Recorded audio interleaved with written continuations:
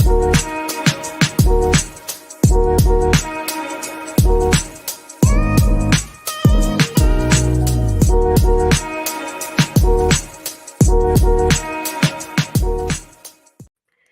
guys, welcome to Fantasy Effect episode 51. We got a prospect preview. It's Caleb Williams, Drake Maye, and we're brought to you by Dynasty Theory in partnership with Dynasty Daddy. And as always, Fantasy Football Infinity. We're short a guy. Happy New Year, Greg. McSpanky, how's it going? No holler tonight.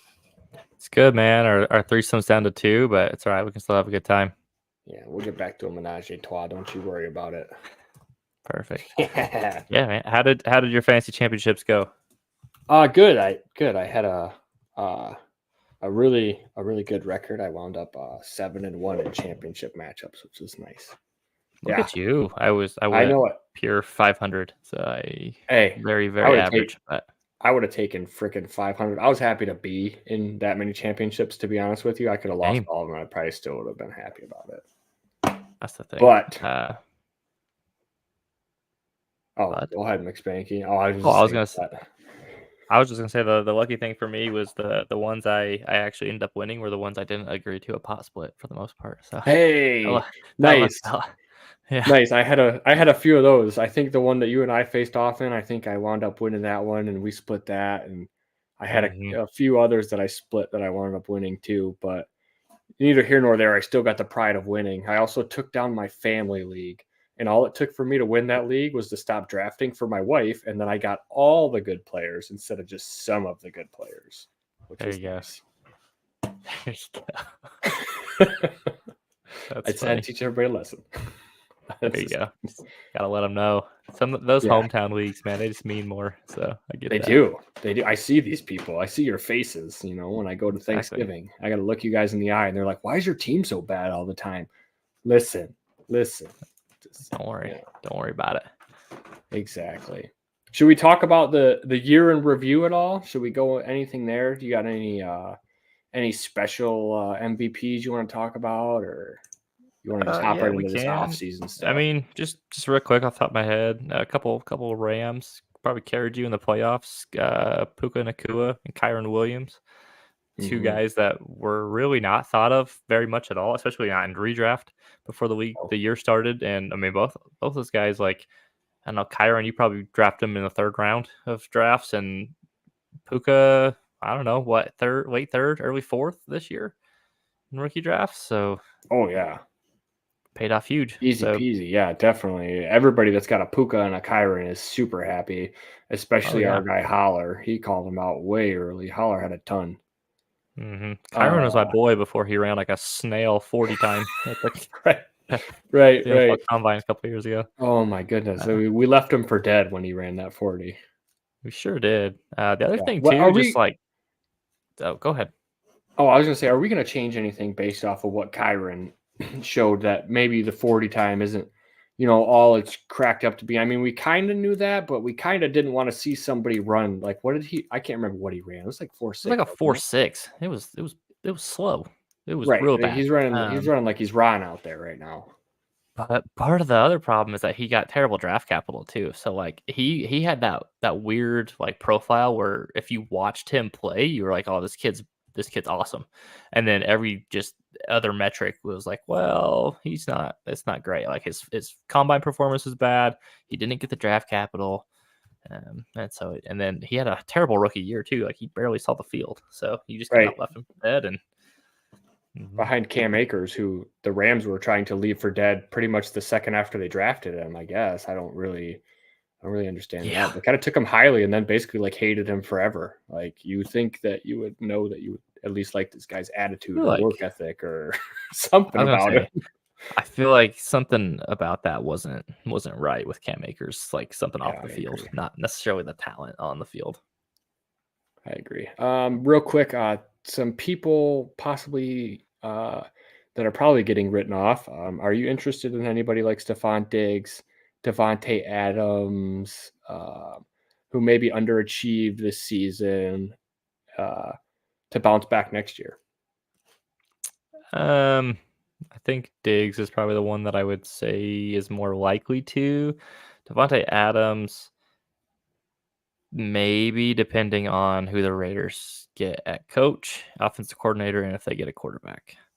Well, Sure. Stephon Diggs, like I think he has the quarterback there, assuming he stays in Buffalo. Like I think he's able to get back on track, assuming he doesn't go, full Antonio Brown and just goes nutter butters. But like I think you can get those guys. I don't know, like a late first, maybe early Yeah. plus something else. Maybe not quite the. I But It could be early second time because I mean they've been late first. I feel like since I've been involved in Dynasty, and that's not all that long, really. yeah, I think that's where their value was. But I think now you could probably actually acquire them for that. Sure, that's Just because fair. sometimes you got to pay a little extra than what their value is. But Right, I mean, right. Adams is going to be 31, right? This next year, Not and then totally Diggs is sure getting how up there old too. Adams is. Yeah, So I mean, Devontae.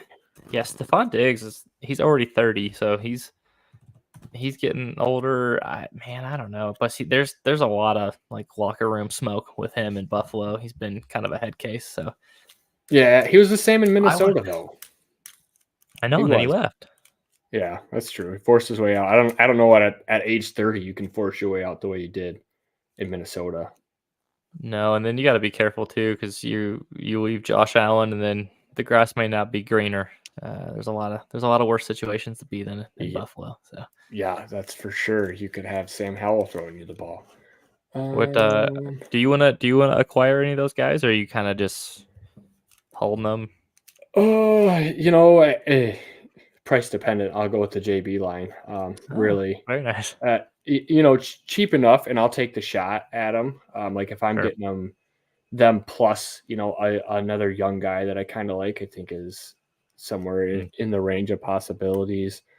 But I'm not overly interested in acquiring wide receivers over the age of 30 or paying full Uh, price for them, for that matter. I'm not either, especially this year, just based on how many wide receivers will look good in this year's Yeah. class. Like if Yes. you're paying an early second, you're probably giving up like the wide receiver like 5 or 6 in this year's class, which Hmm. I don't know. And in other years, maybe worth like a mid first. So I Right. would just be cautious with that. I agree. I agree. What's Greg got here? He's all in on Jacoby. Interesting. Yeah. I am basically out on most of the Raiders offense until I see. I just been hurt too many times. We'll see. We'll see what happens. But I they're in a weird spot though, like because they don't necessarily have a coach that we don't know what's gonna. There's some rumors that that Harbaugh is coming over from Michigan, and that there's yeah. mutual interest between the two. I think Antonio Pierce would be great, but then we need someone to run the offense. They're in a Sure. weird spot where they won too many games and not in a good enough spot to get the draft from these quarterbacks. So they might have to get someone via free agency. That we've talked about the free agent market for quarterbacks this year really isn't like Rough. littered with a bunch of talent. So this could be a potential spot where there's just like I don't know if Aiden O'Connell's the answer again, or maybe like a Gardner Minshew or someone who isn't the greatest is going to be there, and then guys like Devontae and Jacoby just get their value plummeted a little bit by poor quarterback play. Mm-hmm. Yeah, I agree. The only thing I'll push back on from what Greg says, I agree with what he's saying. If Adams, starts to slip up and starts to hit that cliff, Jacoby could definitely see an increased target share. But if it becomes a point where Adams has slipped too much, I think that Jacoby starts to get the attention that Devontae may be warranted more so as the name. And I always saw Jacoby as more of a 2 and just a helpful chain mover guy, in your Mm-hmm. offense, not really the one to go out there and demand targets. So that's the only thing I caution with him. I think about it. Should we get into these prospects here? Let's do it. All right. I'm going to talk Caleb Williams first. Yeah, let's do it. Well, real quick before we get into the prospects, I just wanted to look at the top, kind of some of the top like 5 or 6 picks at the top of the NFL board real quick, and just let you kind of get your thoughts on where do you think the best like landing spot is for these guys. So Chicago has the 101 right now, thanks to Carolina, and then the Commanders are the 102. New England is at the 103. Both those teams really need a quarterback. The Cardinals are at 4, but they have, Kyler Murray. The Giants are at 5. They have Daniel Jones for one more year, but I mean, they maybe sneak into a quarterback spot. The Chargers at 6. They're pretty locked in with Herbert. The Titans at 7, Jets 8, Falcons 9, and the Chicago again at 10. Like, out of those spots, like where would you most want one of these quarterbacks to land? So I'm holding my breath on New England because if Bill Belichick leaves and we get a exciting new hire in there, that could be a really nice spot for somebody to fall into. But that's all coaching dependent, coaching changes. It's kind of the same with Washington as well. I want to see what they do with their future coach and who they want to bring in there. Let me bring Tankathon up real quick so I can get in. Okay. The Giants, I would be pretty excited about somebody getting paired up with Daboll if they do so choose to do that. It would be pretty wild for them to do after just paying Daniel Jones, but we've seen Daniel Jones. He was good for a year. He was kind of decent for like another half a year, and then you don't win because of Daniel Jones. You win with Daniel Jones. He was one of those guys, for sure. I think from the coaching perspective, I think you hit the nail on the head. I think the Giants is the clear favorite, just because of Daboll and what he did with Josh Allen, and then he made Tommy Daniel DeVito Jones look fine, and DeVito look like an actual NFL quarterback. The problem I have with New England is there's no one there. And that's actually what Greg just said in the chat. So there's no one there. There's Hunter Henry, who actually I think he's maybe is he going to be a free agent? Or he might have one year left on his contract. But I mean, there's Kendrick Bourne, who is playing well, but he's not a one, so they need a lot of help. Pop Douglas doesn't do anything for you. He does. I like DeMario Douglas. He's fine, but there's not. Hunter Henry is a free agent. Yeah. Okay. So that's a little concerning too. Washington at least has Jahan Dotson and Terry McLaurin are good options. That's better than what New England can say. Curtis Samuel, B. Rob is out there. That's fair. Greg Pop being a good wide receiver too. That's what New England has. They have a bunch of just wide receiver 2s and 3s, and no one, legit wide receiver 1. But sure. Well, but I mean, so some of these quarterbacks, Drake Maye and Caleb Williams, mostly are getting all this hype, like Patrick Mahomes level hype, game changer type hype. So they should be just fine with these type of weapons, shouldn't they? See, I'm not so sure. I know we said that about Trevor Lawrence too, and then look at his rookie year, and actually what he's done really his whole career, he's been fine, but he's not been the what do they call him down there, Jaguar Jesus? He has not. This is news to me. I did not know this. Yeah, so which he has not quite lived up to that name. So no, he has not. Could you see the Jets taking a quarterback? No, I don't. I think that would irk Aaron Rodgers too much, but it would irk him all to hell. But is it not the more responsible thing while you sit here at 8 and Aaron Rodgers is going to come back? If you could get your hands on one of these quarterbacks, would you not move up there and do it? I think the problem with New York is that they need an offensive line more so than they need a quarterback. That line has just been horrendous, and you could argue if they had a better offensive line, Rodgers wouldn't have gotten injured as much, as early. And then Zach Wilson got knocked out with concussion too. Their line was just letting anyone through. So I think they need a tackle. That's very fair. Very, very fair. I think that's what they're getting mocked a lot for as well. Yeah, I'm with Greg. Let's just bug the hell out of Aaron Rodgers, honestly. Go up and get you a quarterback, dude. I hope it's Caleb Williams, if they do so choose. I would love to see how that would go. Anyway, all right, let's move into the two Caleb Williams. Let's get in them. Let's talk about them. Let's get in it. I love it. Let's do it. So first things first, he hasn't actually declared for the draft yet. So I think he will, but Mhm. they have until January 15th is the deadline for college athletes to declare for the NFL draft. So in the next 2 weeks, we'll know for sure. He did opt out of his USC's bowl game, so that's usually a pretty telling sign that they're going to. But just Mhm. something to keep an eye on is that he hasn't technically declared yet. Sure. Do you want to get into the analytics, or do we want to talk about some of the Let's film stuff? let's go with the film stuff first. So just real quick, Okay. from a profile perspective, he's 6'1", 215. Ron, what did you see on film that you liked about Caleb? I think he can win you games. He definitely can. When everything's not perfect, he can take over and say, I'm just, screw it. I'm just doing it myself kind of thing.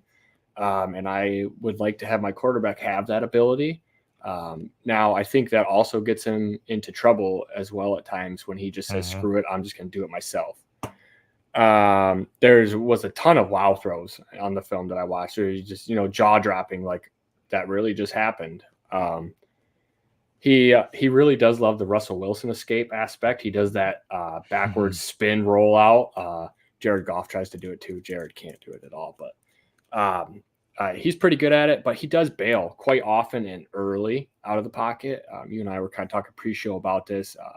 USC with a bad offensive line, and I think he holds the ball longer than he needs to at points in time because he wants to make something happen. And there's a lot of backwards movement. It's never stepping up into the pocket. He's always going back and back and back and back and back. And dude, you just step up into that pocket and then, it opens up through the middle and then you escape that way. Let's stop going back out and around. That's how, you get into these 10-yard losses and things of that nature. That reminded me a lot of like Kenny Pickett and Zach Wilson, like watching them just start running backwards and trying to spin, turn their back to the defense. Like you can get away with it in college. It's a little bit more difficult in the NFL. Everybody's a little bit faster up at the pro Exactly. level. I tried to watch him against some quality teams. I watched him against Utah. I watched him against Washington. Unfortunately, the Pac-12, there's not too many, defensive stalwarts out there we can, glean a lot from. And his wide receiver core wasn't that great this year either. He loses Jordan Addison for his senior season. He had Brendan Rice out there. Other than being Jerry's son, like I couldn't name you another player or another wide receiver at USC. There were some guys. I mean, they had Dorian Singer come in, who was like all Pac-12 at Arizona, but he played pretty horribly. There wasn't a lot there. The team looked a lot better on paper, but then when they did play some of the better defenses, you could really tell that it was kind of Caleb and then everybody else.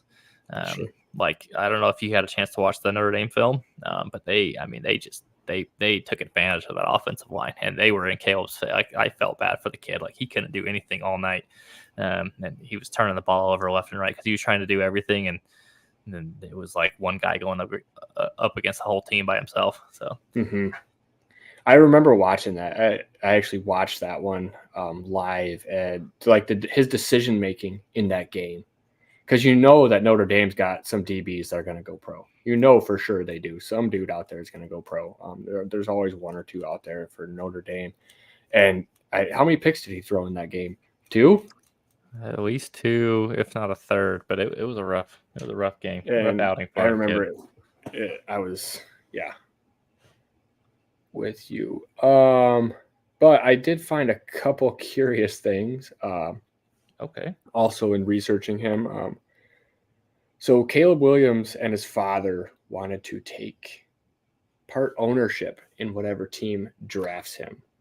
So this has all been shut down and shot down because Aaron Rodgers was attempting to do the same in securing equity in whatever team he played for. The NFL said, no way, not allowed. So that will not be happening whatsoever. I'm pretty sure that's like because that happened with like Tom Brady, right? Because he was a part owner and then they wanted to play, or if they were talking about him coming back to playing, they wouldn't let him because you can't own equity and be a player. So I also have a quote from Albert Breer. He would definitely not rule out Caleb Williams being drafted and Justin Fields playing somewhere else for the Bears. This is what Albert Breer says. But why? Exactly. Are Other you than just resetting your clock on the contract, that's about the only advantage you're getting. But then you're going to have to teach another quarterback to play. But with that, Caleb has more pocket potential, I think, than what Justin Fields will have in his career. But Justin is such a freaky athlete, man. Like, dude, he's there. Like, literally, I've seen Aiden Hutchinson wrap his arms around him, and then all of a sudden, like, he has a first down. And this is like 15-yard first downs. Like, we're not just talking normal first downs here. It's crazy. He is super good athlete, and I hate it. Leave the NFC North, Justin. Yeah, I think Chicago would be really unwise for them to let go of Justin Fields. Now that being said, they've made poor decisions in the past, so it's possible. But I don't see it. Like I don't get it. I think Justin Fields is just as good as Caleb Williams can be, just in different ways. But I've always been a little bit more of a Justin Fields supporter than some others on this podcast. So listen, I still think he's a terrible passer, but man, is he chucking it down the sideline for DJ Moore? And that's pretty much all you see Jalen Hurts do. Just chucks it down the sideline for AJ Brown. Here's where all the yards show up. That's the thing. Like, I don't think Caleb Williams would do necessarily any better in Chicago than Fields has done. Like, until they fix the receiver issue in Chicago, like, sure. I don't care who you get in there. It's not going to be outside pretty. of DJ Moore, it's pretty ugly. Well, Cole Kmet had a nice year. That's fair. He did. So go back to Caleb Williams a little bit, though. Like, are you worried at all about his size? Like, he's listed at 6'1", 215. Are you worried that that's exaggerated and he's a little shorter? Not that he's, like, Kyler Murray or Bryce Young he's or not anything, even but mega short, but yeah. But I mean, he's not. He doesn't have like that. That's one of the bigger knocks I've seen on him too. Is that he's not like your NFL like prototypical quarterback. Sure. It's a little worrisome. Not entirely too worried about it because of his pocket movement and ability back there to get himself some throwing lanes. And he has the strong arm to do all the wicked Matt Stafford throws. Sidearm, underarm, backwards, over his head, all that stuff is available to him. So I think he's got enough tools to, make up for his height out there. Fair. And dude, his arm is crazy, by the way. Like, his arm is legit. Like, he's got, and it's not just like he can throw it far, he can throw it hard. Like, he's got the velocity and the strength to just to bomb it, which is awesome. Like, he has. It's like but I mean, we talked about this a little bit before. Like, he can really extend plays and kind of make, these huge, crazy, athletic, ridiculous plays. He tries to be like Pat Mahomes, like every play. And we talked about that a little bit. Like, it gets him into trouble. He doesn't stay in the pocket. But man, is his arm incredible. And he gets away with some stuff that, like, I think other quarterbacks can only dream about doing. Sure. Well, there was also this other odd thing that came out about him early or probably like middle of the college football season. His dad came out and said that he could stay another year if he doesn't like who was picking at number 1. Yeah. Is this still a possibility, do you think? Dude, I mean, anything's possible, right? Like we mentioned, like, he hasn't declared for the NFL draft yet, but what's his NIL deal? Well, that's fair. He opted out of the bowl game, which generally speaking, that means you're gone. There was some weird stuff. I don't know if you watched it, like during their USC's bowl game, where like they were playing and doing stuff, and some of the players yelled at the camera, like, "Oh, we're a team now." Like, maybe Caleb wasn't the most, like, I don't know. Maybe he's going to handle the expectations well. I don't know, man. I could definitely see it from the kind of the things that transpired that we got to hear about, that he himself was above, USC as a team. He shows up from Oklahoma as, the godsend, the next guy. I'm here to save USC with Lincoln Riley kind of deal. Right. I could definitely see that. And that definitely would not play well with grown ass men, let alone, just men just maturing, in college and learning.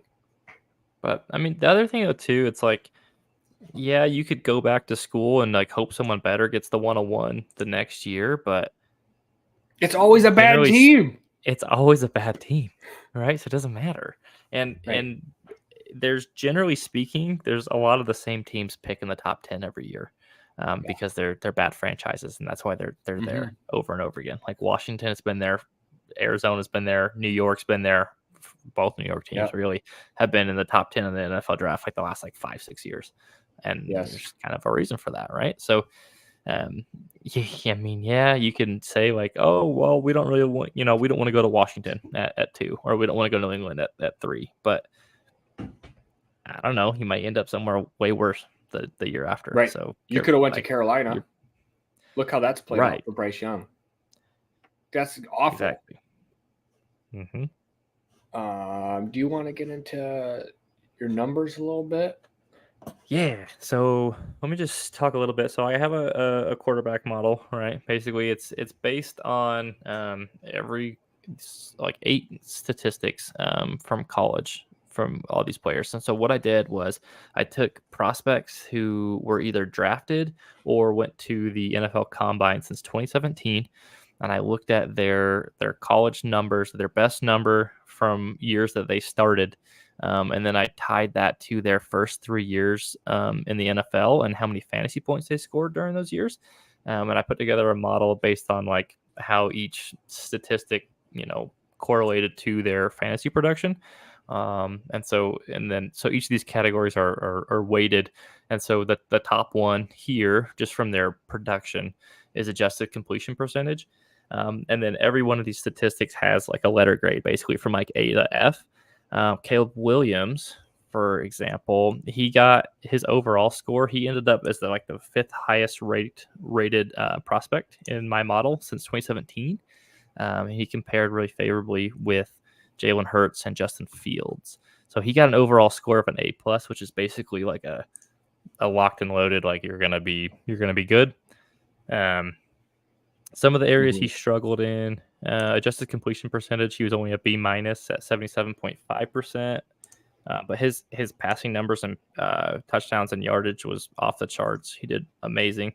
His passer rating, again, was only at a B-. So that was a little concerning. That kind of ties into some of his decision making. Sure. And trying to make crazy highlight plays instead of just taking the plays that extend the drive. But I mean, and then the other thing too is he took a decent amount of sacks, right? His pressures to sack percentage, so basically however many times he was pressured, to how many times he took a sack based on those pressures was at 16%, which is fairly significant, which is a little bit concerning. Again, that kind of goes back to what we've talked about, trying to play, backyard ball, NFL blitz, just I don't know, you're trying to do it all. So who else liked to really run around and do whatever they wanted? Johnny Manziel. Well, that's fair. That's fair. Just saying, just throwing that out there. But yeah, man. Okay, you got a ton of numbers in here. Let's move. Sorry, don't let me sidetrack you. No, I mean, please. So, I mean, let's just kind of look at some of the pure numbers here. His best season, he had 42 passing touchdowns in a season, which is crazy, and that happened in 13 games. Threw for over 4,500 yards. He's a decent runner of the football too. He scored 11 rushing touchdowns this past season. Ran for over 600 yards, which gives you as an NFL fantasy quarterback, that gives you such a high ceiling, or such a high floor rather. It's the same reason why Justin Fields has been viable in the NFL, as opposed to, because his passing numbers aren't the greatest, so he just has that rushing ceiling. But yeah, I mean, I think really the thing that you could paint here with him is that there isn't one aspect of these statistics where he starts to look bad. He's pretty much above average to elite in all of these categories, and it shows in the overall score, right? I mean, he's the 5th highest prospect. I mean, he's really he's really only behind Kyler Murray, Joe Burrow, and Baker Mayfield in this model, which all had tremendous college seasons. So yeah, yes, they did. One of which who also played for Lincoln Riley, Jalen Hurts as well. So, he's just directly above. So, I think we've kind of alluded to it a little bit here, but I think the major thing with Caleb Williams is can you get the attitude in check, and can you get him to play within the system that you have built around him? Because I'll go to the Lions just a little bit here. Just knowing, they have a really great system for Jared Goff to run. And when that system is running and clicking, everything is awesome and everything is really great. It's, can you step out? Do you know when to step outside of that and when you need to turn on that extra little gear and start fooling around in the pocket and running circles and doing all kinds of those things? But can you also stand there and just operate as a normal quarterback on a daily basis? Is that what I think we need to see from Caleb? For sure. Is it safe to say, is Caleb Williams your QB1 in this class? Yes, he is. I think enough questions have been brought up with Drake Maye. Even though I really love Jaden Daniels, you just can't put him up there. We've been talking about Caleb since he was a freshman, and that arm is legit.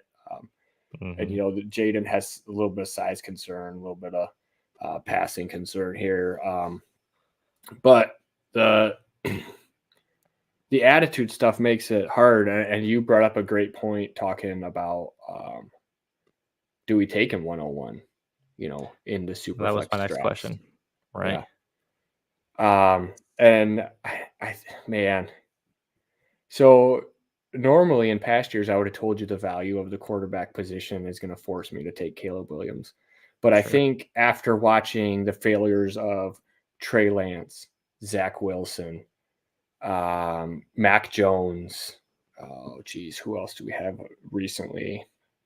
I mean, even Trevor Lawrence to an extent hasn't been what we thought. Right. Kenny Pickett was the top quarterback in 2022. Right. Justin Fields has been hit or miss. Yeah. Yep. But so basically, some of the guys that I listed, the only reason I didn't list the guys that you did is they kind of plateaued at like that second or third tier quarterback. You know what I mean? They're still young. They're still learning. People still have faith in them. Like, people still believe in Trevor. People still believe in Justin Fields. Nobody believes in Zach Wilson anymore. Nobody believes in Mac Jones anymore. Nobody believes in Trey Lance anymore. And people were tanking entire teams to go get one of those three quarterbacks, in those said drafts. They're going to, whatever quarterback I get, my team's going to be fixed no matter what. I'm definitely with you. If I have a solid quarterback room, and I'm talking like two top tier guys, and really, let's face it, if you have two of the top tier guys, you're probably not picking early unless you traded for that pick. And then it's a luxury for you at that point in time. And then I could see taking Marvin. I think they're really close for me at this point. I think at this point I would probably put them in the same tier. In Superflex, it's always hard to pass on a quarterback just because they're so valuable and there's so few of them. But I mean, we talk about this a little bit, and we'll get into it when we talk about Marvin Harrison. But like, I have no doubts that he's going to be like a wide receiver 1 for many, many years in the NFL. Quarterbacks are so hard to predict. Because, for every Justin Herbert and, Jalen Hurts and Joe Burrow, there's guys who we've seen haven't worked out, right? There's like Wilson, the Zach Wilson, Jones, Trey Lance. Yes, exactly. There's the, not to go too far back, but Jamarcus Russell as well. He was the one, and Josh Rosen haunts me. Josh Rosen, like, it's just, I don't know. It's and this is gonna be a fun debate, I think. Kind of all off season, Caleb Williams or Marvin Harrison Jr. and what the right move is. Like, I really think it's evolving just like over the dynasty landscape and moving more towards that, because like when I first started playing, 3 years ago or whatever it was, you just take the quarterback no matter what if you have the quarterback available to you. And even during the Kenny Pickett year in 2022, I passed on Kenny Pickett in the back end of Superflex drafts all the time. Well, that's just because I didn't specifically like his film and things like that, but even then, I feel like the shift started because we had Brees and Kenneth going and all the wide receivers, and then Kenny Pickett. I took him in a few places because I needed a quarterback, but I don't want to keep drafting for need. Right. Let's look back to just like a couple years ago, 2021. That was the year with Trevor Lawrence and Zach Wilson, Fields and Lance and all them. That was also the year that Jamar Chase came out. Right. I mean, if one of you let Jamarcus go. It's 2024. I'm sorry. It's haunted my whole life. I'm still thinking about Joey Harrington, so it's fine. Well, God help us. But anyways, I mean, Jamar Chase, like right now, would you have taken Jamar Chase over any of those quarterbacks, like Lawrence, Fields, Lance, Jones, Wilson? I mean, certainly three of them, right? But Fields and Trevor Lawrence, like I think if you did a startup today, I would kind of expect Jamar Chase to go in front of all those guys. He does. He has been since his rookie year. He's been in the first of dynasty drafts. So, like, why wouldn't we take Marvin Harrison just because the quarterback's more valuable and there's less of them? But like, no, man. If you listen, you're swaying me more and more to just be taking Marvin. Yeah, you're definitely swaying me more and more. The only thing I will caution about, like, okay, so then it comes into this argument, or we have Bijan. Sure. We kind of did this with Bijan last year. We put him above some of the quarterbacks and said, I would take Bijan over this guy. I would take Bijan over that guy. Well, if you took Bijan over Anthony Richardson, you're pretty ticked off right now. If you took Bijan over CJ Stroud, you're pretty mad right now. Okay, Stroud is the one for sure. Bryce Young, that was the right call.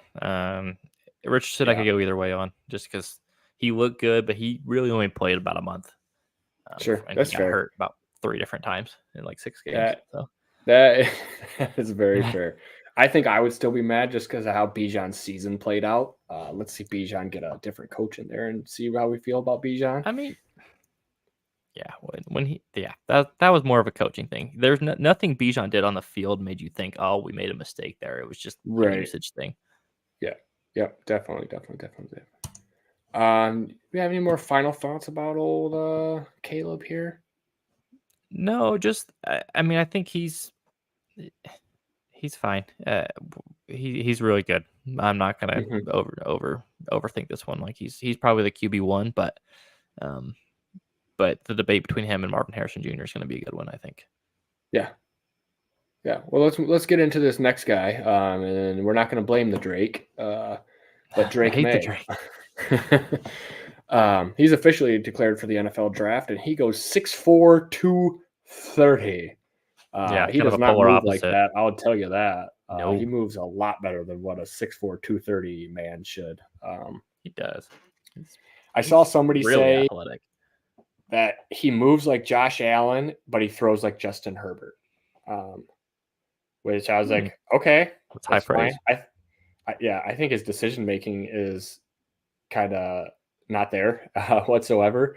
But systematically, like putting him in, he will run the offense that is given to him. If he's got to go out there and nickel and dime you, he will go out and nickel and dime.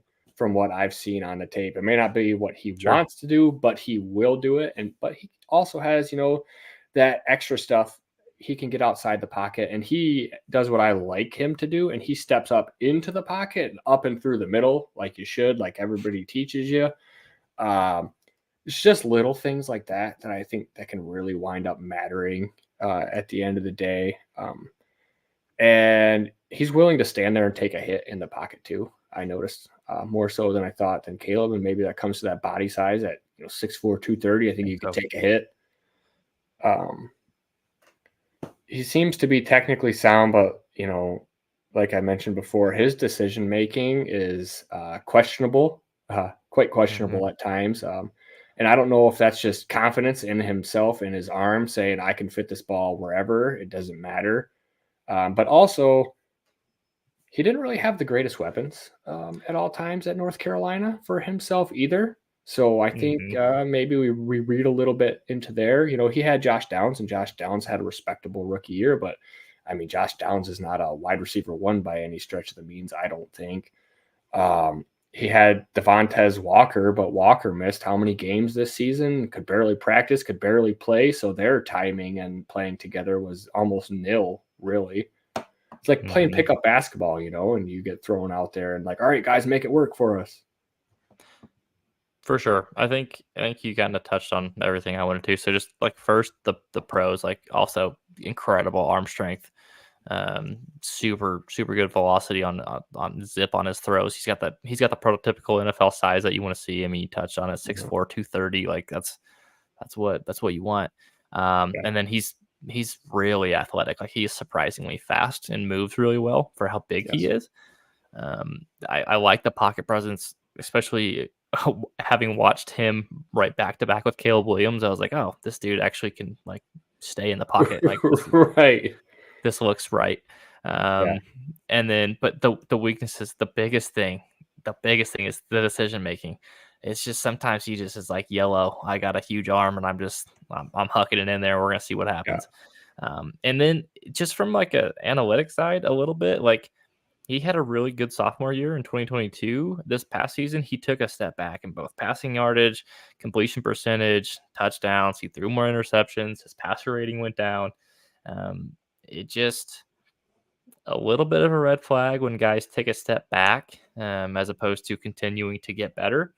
And now I know he did lose Josh Downs and he didn't have a lot of receivers, but it's just a little concern. Just the odd part of it too is he asked for that offensive coordinator. He was a part of North Carolina's offensive coordinator search. Oh, really? So you get you get the guy that you want, and you actually regress. Now, is he just regressing because we think he should be putting up superstar stats and things of that nature? And was it a good idea to have a 22-year-old kid out there helping choose the offensive coordinator of his dreams? It would if I had his arm and I'm 22 years old, all I want to do is throw it deep, man. That's all I want to do. You know what I mean? Like, give me an air raid, get me Mike Leach in here, dude. I just want to chuck it all over the place. That stuff, I mean, it has its place, but I don't think as a full operating offense that works. You got to have some other things going on for you. No, for sure. I think the other thing too is that, like, they had a lot more rushing touchdowns, like that. North Carolina's running back Omari in Hampton. I was looking up his name. He had 15 rushing touchdowns this past year, which I think what happened was like guys got tackled inside the 5 and then they just pounded it in. So like he might have lost out on some of his touchdown numbers, just because of weird situations where guys got tackled inside the 5 and then they just ran it in as opposed to just keep throwing. So it's not it's like a lot easier to run the huge ball red in the flag. end zone. Well, especially in the ACC. Yeah, that's for sure. So, but yeah, the decision making is probably the biggest thing. And then there were times too where he didn't really have a lot of like touch. Like he has a strong arm, and so he just said, I'm hulking this thing in there, and just threw it as hard as he possibly could, as opposed to just a nice like lobbing little, easy. Right. But so I'm looking at your quarterback model here, and Drake Maye scores pretty poorly in here. He's down at 29 in the rankings of this. Around such guys like Stetson Bennett, Clayton Tune, Logan Woodside. All right, Patrick Mahomes is right above him from a collegiate production standpoint, and Brock Purdy is right below him. So the important thing with this model too, because that sounds really bad. This first score, so there's 3 scores you get in this model, right? The first one is just purely based on your numbers. The second one that comes in factors in some stuff that happens at the NFL Combine, and then finally the third part, which encompasses about 30% of your final score, is where you get drafted. So a lot of these guys who you can kind of see, like Stetson Bennett and Clayton Tune, they put up just like stupid college numbers, but then they don't get the draft capital, so then they fall way down in the model. So right. But yeah, I mean, he is right next to Pat Mahomes. He's kind of next to Trevor Lawrence a little bit. He's also next to Brock Purdy, who for what it's worth has been pretty good in the NFL. He has. He makes some terrible decisions too. He does. Good Lord, he does. You can get away with it depending on your situation and who your surrounding talent is. So yeah. That's the thing that's going to happen with these guys, right? So, so Drake Maye didn't put up like the craziest numbers in college, but he put up good enough numbers. Some of the concerns, adjusted completion percentage and passer rating are both just kind of ho-hum average, which kind of speaks to some of his decision-making issues. But the numbers themselves are fine. He put up really good rushing yards. He rushed for almost 900 yards one year, which is crazy. He had 9 rushing touchdowns in his best season on the ground.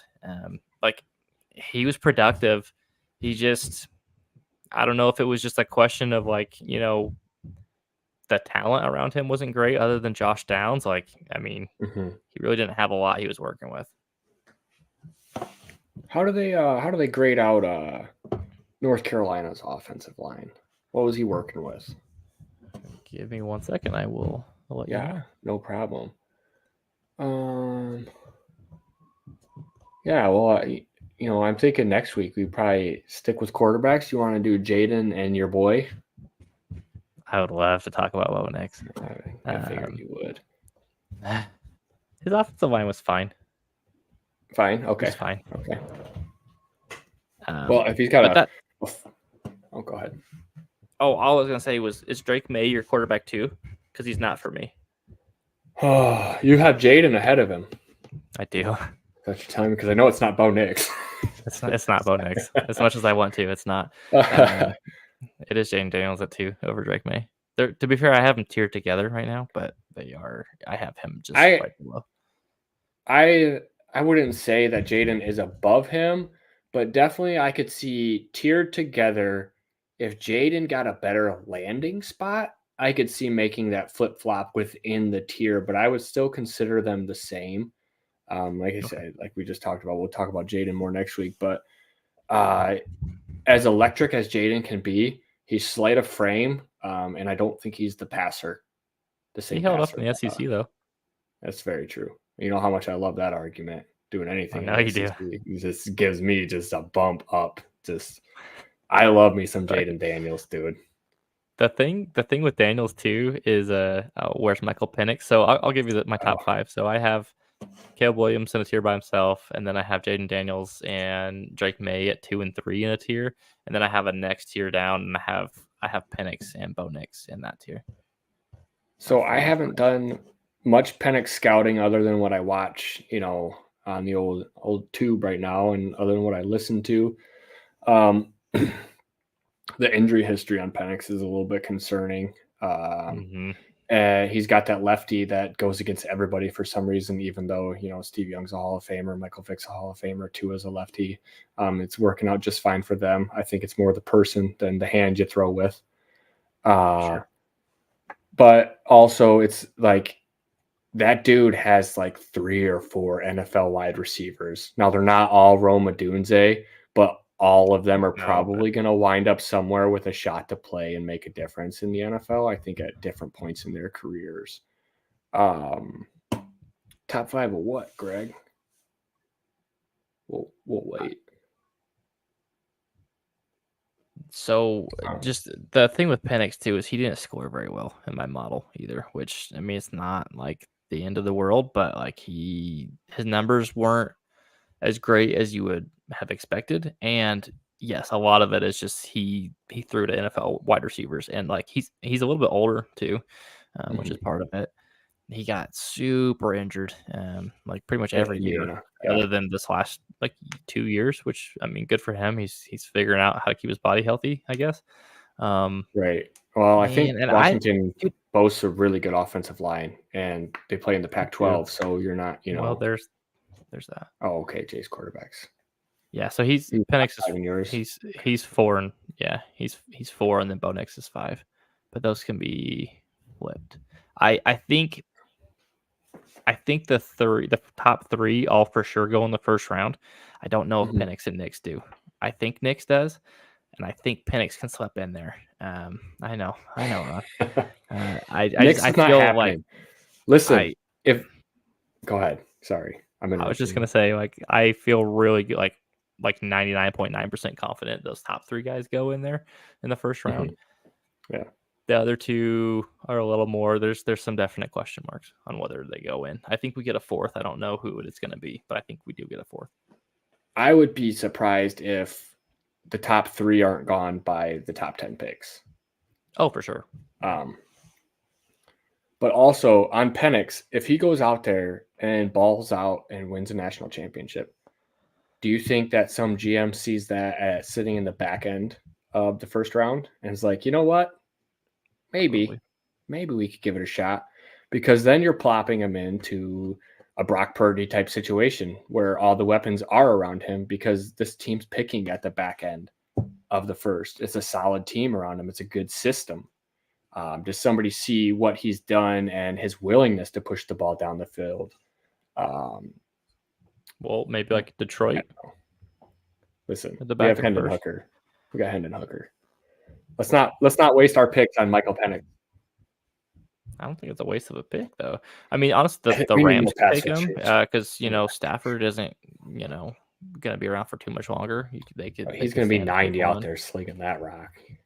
I mean, maybe. I don't know, man. There's some teams towards the back end. Tampa might be able to take a guy. Pittsburgh. Tampa, Pittsburgh. Denver kind of in the middle. The Raiders, Vikings, Saints, all kind of in the middle of the first round have a definite need there. It just depends on what they want to do. And I guess we'll see what happens at free agency because we'll get to see the free agent market open up before the NFL draft, and we can see what teams decide that they want to go get a guy and which teams are gonna wait around and see who they can take in the draft. You know who's crazy enough to do it? Seattle. They get an up close and personal look every weekend at them. Well, they play in that same stadium. Right. It did wonders for Kenny Pickett to be in the same place as Pittsburgh. You know what I mean? I remember that argument for Kenny Pickett. It was like, oh, he knows where all the bathrooms are. I'm like, oh, that's right. Right. Yeah, he's gonna be super comfortable here. Great. Good for him. Denver's good. We have Stidham. Hey, in Sean Payton we trust. That's the thing. I think Penix and Bo Nix honestly would both fit really well in Denver's than Sean Payton's offense. They could. They very well could, as long as they do what he says. Guys, now I just feel like I want to talk about Sean Payton. Everybody's kind of about Dan learned everything he knows from Sean Payton. So I have to talk about him and give him his respect. He's taken a lot of flack for the Russell Wilson kind of situation. When he showed up to Denver, Russell Wilson had his own office, and the players on the team had to set up a meeting to meet with Russell Wilson. This is your quarterback on the team. Sean walked in here and said, no, you're a player with everybody else. So I think there's probably a little bit more to this story, and all the players that came out and bashed Sean Payton are the ones that got shipped out of town for having a bad attitude. The same thing happened early on in Detroit. We had a couple bad eggs in the locker room, and we shipped them right out of there and got improved play from 6th-round players just because they were willing to give effort and listen to what we should do within the system. Mostly Randy Gregory and whatever that safety was. I can't even remember his name. But Randy Gregory is lucky to be in the NFL. So there's who you're taking your info from if you want to talk about bashing Sean Payton. Do you think speaking of Russell Wilson, do you think he lands a starting job next year, or do you think he's on the bench somewhere? I think he definitely can land a starting job next year. I know he can, but do you think he's going to? There's enough open places.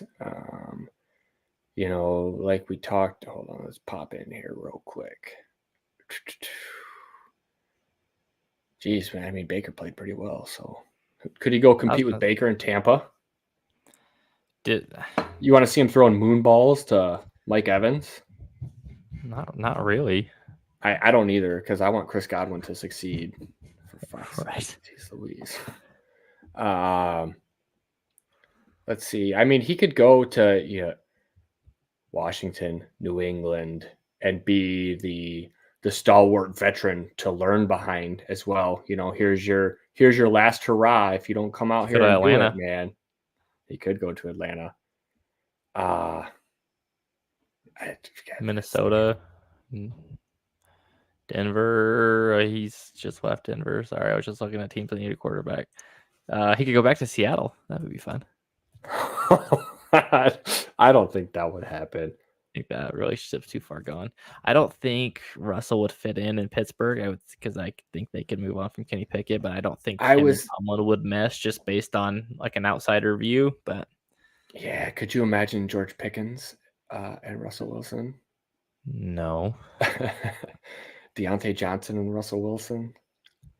They would be. That feels a little more. Yeah, there's some issues in the Pittsburgh locker room. Yeah. Russell could go to the does more to Giants. hurt. Yeah, I could see that. I could see that, going Greg. to New York. Yeah. Definitely in New Orleans, I think it's a possibility, even though Carr has that contract. I mean, he is about like 2 steps away from like losing his mind down there. It looks like almost every single play. He's screaming at everybody. They're sick of him down there. The fans are sick of Derek Carr too. I mean, it's a shame. If only someone could have told him it was coming. Yeah, you did. You tried to tell me, and I didn't believe you. I tried to tell you guys. I thought he could bring at least mediocre quarterback play with him. At least like 9 mediocre. years. No. Yeah, you weren't wrong. That is for sure. Do you have any other important things? Not important. I can sit here and BS all day, but nothing too crazy. So takeaway there, Caleb Williams should be real good. Drake Maye should also be pretty good. I would expect them both to be gone within the first 5 picks of the draft, and we'll get on some more quarterbacks next week. You want to do Bo Nix and Jaden Daniels? I'm down. I'm down to do that. Also, I hate referees. That's all from me. Anyway, yeah. Why did something happen, Ron? Just heartbreak. Yeah, I told you though, it's better to happen now than definitely. The worst part about all of it is like, because the Lions are playing a good season, is sure. Like my wife is watching the game and she's like, well, what happened? Oh, how do I explain eligibility to somebody, that doesn't really grasp 4th down? You know what I mean? Sure. And like her grandma's asking me, what happened? And then the lady down the street's like, oh my goodness, what happened in that Lions game? Every time somebody sees me wearing Lions stuff, oh, it was so terrible. I can't. Yeah, it was really terrible. Thanks for reminding me again. Now I got to think about it some more. Come on. Like, I don't think about it enough. Sorry, man. Anyway, rant over on that one. No, it's perfect. Apologize to me. All right. Cool. Well, we will see you all next week. Hopefully back to our regularly scheduled threesome. Thanks, Greg. See you guys. Thanks for showing up.